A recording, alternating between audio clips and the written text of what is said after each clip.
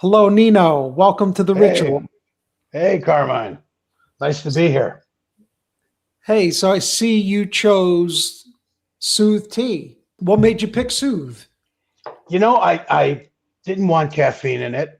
I Hmm. want something that sort of relaxes me, Right. which I think a lot of people need, Oh, something that's yeah. soothing, relaxing. So maybe uncaffeinated, Yes. Very, you very know. good. I mean, this is a Yeah. pretty intricate blend, great for immunity. And of course, also in here are the ginger root and turmeric. So great for And I can inflammation. taste a little chamomile too. Yeah. Chamomile And there's a base. hint of Yep. chamomile. Hmm. Lovely. Okay, so welcome to the ritual. And now that we're in the ritual, I want to start by asking, what's most important in your life right now? I think peace of mind. I think that's important. I think peace of mind, keeping myself centered and grounded and grateful. Um, but I would say peace of mind, body, and spirit, and health too. That's important as well. Right, definitely, most definitely. Okay, and what would you say today in this moment? What are the top three things you're most grateful for? Oh, that's a great question. I'm grateful for the journey that I went through. I'm really grateful. I mean, I think when you've had time to let life pass and you be reflective, I certainly wouldn't be thankful when I was going through some of the things I went through. But the fact that I got to have a great experience in life, I'm grateful for the people who supported me, Mhm. earthly and heavenly. I'm grateful for the opportunities that came my way. Can you explain a little bit about your journey? Well, my journey started, and again, I wrote two. One, the first book I wrote was sort of a mini memoir of how Mhm. I went from being a bodybuilder, my ambitious self, to losing my twin brother and going on a journey of self-discovery and healing. And Mhm. that was a winding road of strange characters and revelations and pain, synchronistic events, which led me to believe that there's still hope, no matter what happens to you, that there's still hope. I always like to say the brightest diamond has the sharpest cuts.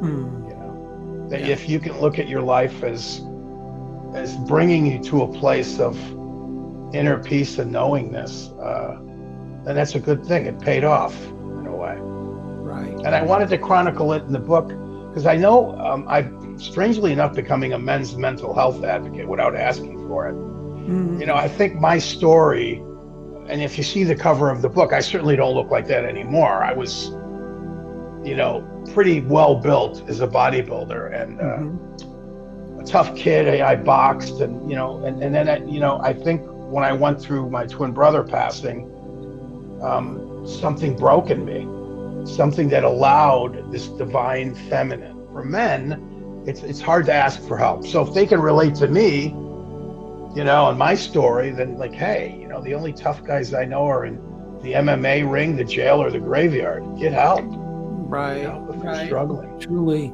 I really, I seriously can't imagine what that journey was like, having to lose, losing your twin brother.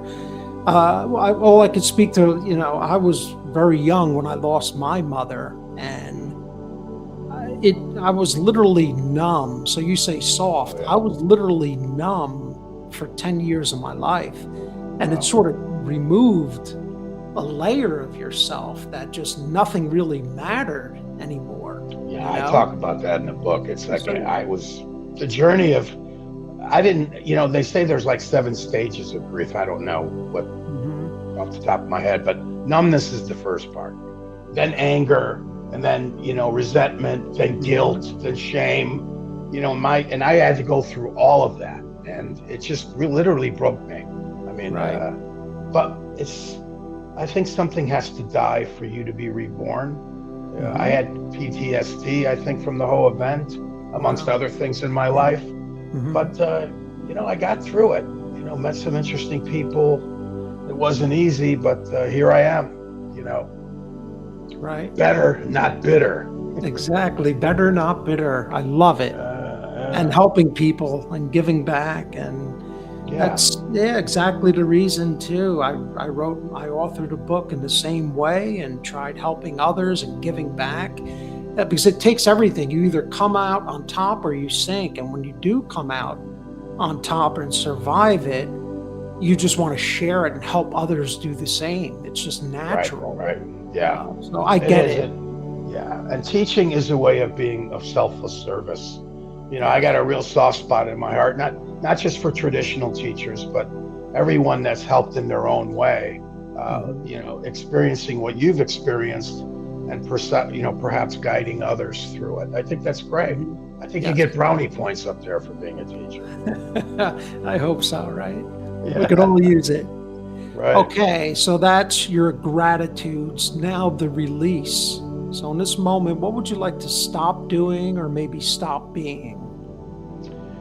I think I'd like to stop battling. There's a small battle going on with where I'm at right now. As part of Mhm. me is like, okay, I'm good. I've done it. I taught for 20 years. I was a Mhm. personal fitness trainer. I was in the film and television industry. I had a lot of great achievements. Now I'm just going to be. But then there's a Mhm. part of me, I don't know if it's my ego that says, was that it?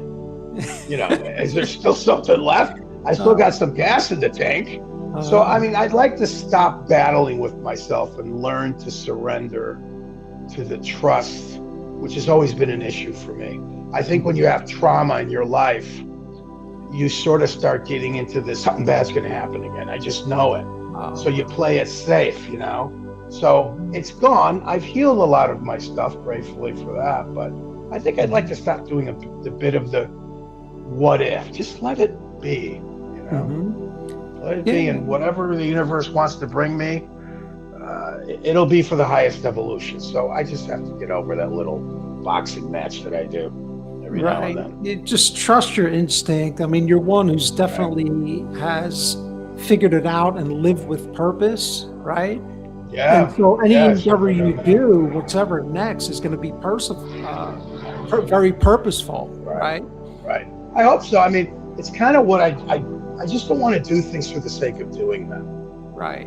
You were a corporate guy, what led Yes. you to go, I don't just want to be this. Right. And you took it and became a teacher. Like I Yes. didn't so I think it'll always incorporate some kind of teaching. But if it's something creative with cool people that are doing something cool, Yeah. it'll be great. But I don't want to just do something for the sake of doing something. Right. It's got to have a path with heart, which is one of my favorite Buddhist psychology books. It's got to have a path with heart, or I'm not interested. Exactly. Well, that's a great segue into our final question here, and Hmm. that is the manifestation piece. If you could manifest or create anything today, what would it be for you to put your stamp on things? I'd like to manifest and create purpose, being able to assist others on their journey, if that's what the stars have aligned for me. Hmm. I'd also like to manifest outside myself. I love this Buddhist sort of prayer, even though I'm not a Buddhist. I'm a lot of things and nothing. Hmm. May all sentient beings find their way home.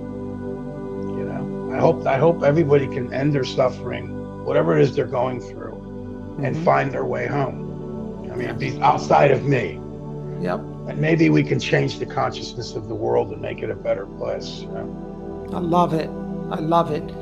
Nino, thank you so much for being a guest on the ritual. I appreciate your time Thanks for here, having me, Carmine. and I look forward to seeing Salud. what's next from you. Salud, my Salud. friend.